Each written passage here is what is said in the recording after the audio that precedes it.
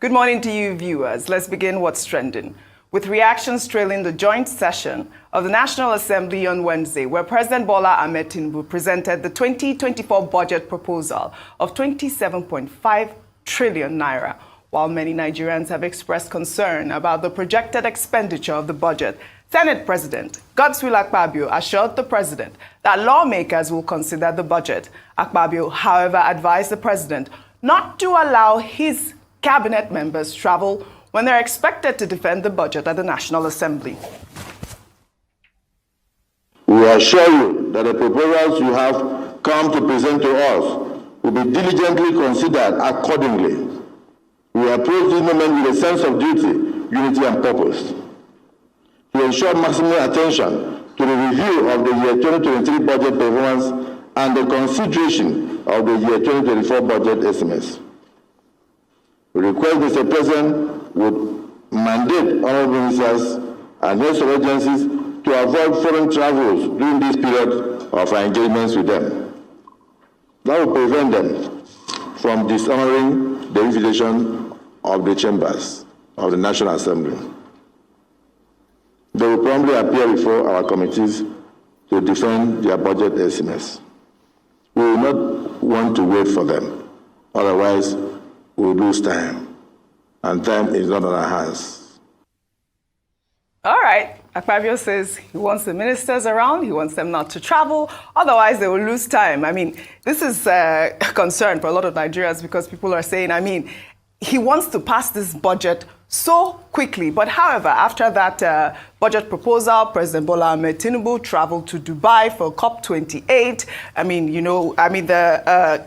For the climate summit, which is themed Unite, Act and Deliver. There he'll discuss severe impact of climate change on Nigeria. And you know that, we had a lot of issues with flooding, as well as erosion, drought, and national security. The president obviously must have traveled with senior delegates for that summit. We don't know who they are. We don't know the ministers. I know that the Minister of Environment will be there, as well as Minister of Foreign Affairs. But another reaction trailing the joint session of the National Assembly was a song of allegiance, "On Your Mandate, We Shall Stand," which was used to usher in President Bola Ahmed Tinubu before he presented the budget. Well, let's take a listen before we come back for a discussion. So, distinguished colleagues and honorable members, let us at this point welcome the President, a man with track record, an alumnus of the National Assembly, to present his budget estimates. Can we give him a resounding applause?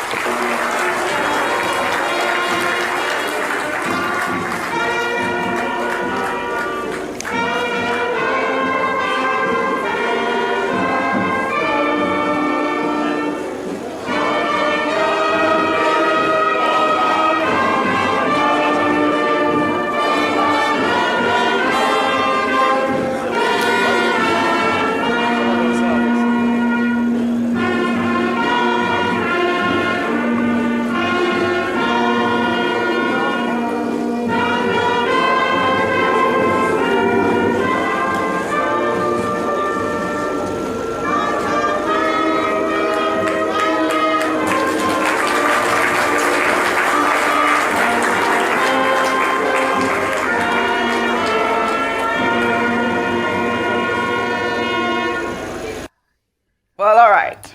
Let's take some reactions. Well, this is a person who wrote a big wig. His tweet reads, "National Assembly singing for Tinubu. We have witnessed rubber stamp Senate under Ahmed Lawan. But this Godswill Akpabio Senate is a collection of hype men. He has moved from wearing Tinubu's insignia cap to on your mandate hyperlord, right on the floor of the Senate. Every well-meaning Nigerian must condemn this rendition of Tinubu's campaign tune in the National Assembly chamber, an evidence of outright totalitarianism." Dr. Abati. I agree with, what do you call that person? Big wig. Big wig. Is that a name? Yes. Okay. On Twitter. But in any case, what he's saying Big makes wig sense. Austin. His name is Austin. This is how it starts. Hero worship. Yes, sir. This is how parliaments in Africa turn their presidents into dictators. The National Assembly of the Federal Republic of Nigeria, if you check both chambers, both red and green, it's a collection of members from different political parties.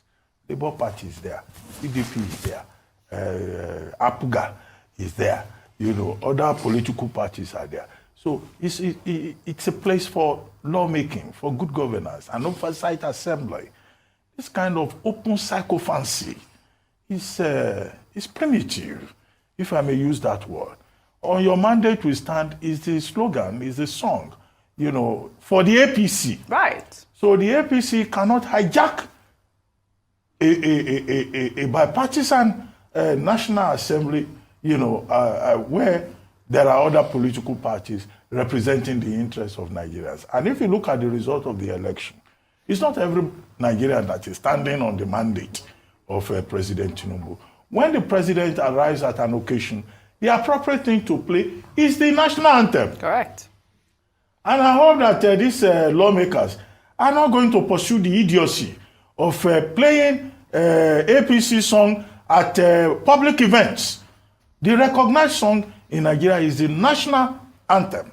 If they want, and the presentation of the budget before the National Assembly is a national occasion, not an APC occasion. So that's something to be really condemned. Now, what's the first leg of the story before this? We talked about the ministers. The ministers not traveling. Okay. The president asked the National Assembly, the leadership of the National Assembly, to pass the bill expeditiously. And I guess that is within the context of the plan by the government to keep to the old budget cycle of January to December, so that it's not as we used to have it in the past. You now have to run the old budget till, almost half of the year. So I think that in itself makes sense. If the National Assembly is now saying, well, due to the harmonious relationship that we have, we will pass the budget very quickly. But they are saying ministers should not travel, heads of ministries and departments and agencies should not travel, because they will be required, of course, to come and defend some of the line items and explain, and to prevent a situation whereby these lawmakers will write themselves into the Appropriation Act of Nigeria. So it's important that those heads of MDAs also show up. However, if there's proper coordination, I say coordination, I'm not saying the legislature should take directives from the executive. If there's proper coordination, if any minister has a compelling reason to travel, the National Assembly would have been informed, and everything can be very smooth. But the more important point is that the National Assembly has an obligation to do due diligence, not to use that budget to fund luxury. Nigerians don't expect that they will start importing luxury items, luxury subheads into that or constituency projects for their own interest. But otherwise, the Senate President made a number of points about the need to reduce the debt burden, the need to prioritize education, the need for diversifying the economy, the need for Nigeria to stop over-dependence on crude oil, and his point about how to unbundle some offices, particularly ministries and agencies, either to scrap some or join some. What he needed to say really is that the Tinubu government must summon the courage to implement the Onosanye report, which has been on the table since, so that we can plug the wastages and leakages that Akpabio was talking about. So those are the more important points that he made. But we do not expect that this show of sycophancy will continue, and not that sycophancy on your mandate will stand. They've already passed the budget before even looking at it. All right. Rufai, if you recall, I did take this story where, Tinubu had this FEC meeting and they played this actual tune. But I said it was because, he had just been announced or affirmed president of Nigeria. He was in a group of his people and they had to play that tune. However, it's not the first time, Dr. Abati, you are saying that they shouldn't play it in public. If you recall, during the Niger crisis, I know that the president is the ECOWAS chair. They played the same song of allegiance there. The allegiance will be to the Constitution, not to an individual. Dr. Rufai is... I'm blowing hair this morning because God help me. At first, shame on all our National Assembly members that were seated there where another song of allegiance was played. Shame. And if we truly had a country, if we truly had a republic, by now, those in their constituency should be sending them letters to show how disgruntled they are, and if possible, recalling them. It is that bad. We're losing a country with psychophancy. But it's not only Tinubu. It happened during Buhari's administration. Remember how people were wearing Buhari's insignia on their body? Now everybody's wearing his cap and all of that. What level of madness have we got into in this country? It's a whole new level of madness. What level of madness are we doing? At the hollow chamber? By playing that song, a partisan song, they desecrated the hollow chamber. And they must account for it. Let's go back history. Do you know what caused the first English Civil War? The king tried to overreach himself in the parliament and the parliamentarians kicked against it. King Charles I. It led to the emergence of Oliver Cromwell, the Lord Protector of England. The parliament is for the people of Nigeria. Parlement. The meaning of the parliament is parlement, to speak on behalf of the people. Not to do political sentiment and hypocrisy or listen to songs of allegiance posed to a certain political party. And there were some other lawmakers there, they couldn't talk. How would they be able to talk? Maybe we're telling Labour Party lawmakers, when they were part of those that collected the 160 million for cars, will they have the nerve to speak? We're telling lawmakers from other parties to discountenance that they didn't do it. But how will they be able to talk? We forget in a hurry, Oji. We forget that there are three co-equal arms of government in this country.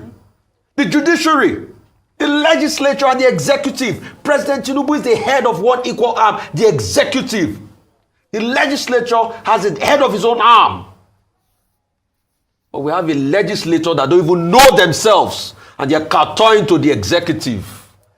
They are worse than copy and paste now. They are worse than rubber. They are hype men, as Big Wig called them. Hype men. So shame on all of them for not understanding that they are a co-equal arm of government in this country, and they are singing an allegiance song. Mm-hmm.